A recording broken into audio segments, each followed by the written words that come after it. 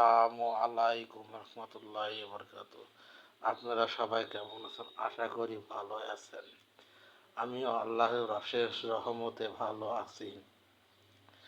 আজ পহেলা ফাল্গুন, বাংলা ১৪৩২ খ্রিস্টাব্দ, ইংরাজির ১৪/২/২০২৪ তারিখ।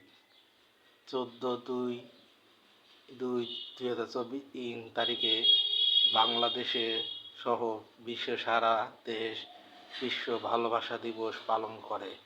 এই ভালোবাসা দিবস হলো ইহুদি খ্রিস্টানেরা পালন করে। আজ আমরা মুসলমান হয়ে ইহুদি খ্রিস্টানদের কালচারে পরিণত হয়েছি। হাদিস শরীফে কোনো ভালোবাসা দিবস নেই।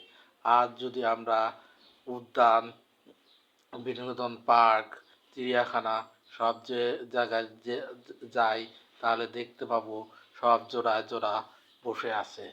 এগুলো সব ইহুদি খ্রিস্টানদের কালচার।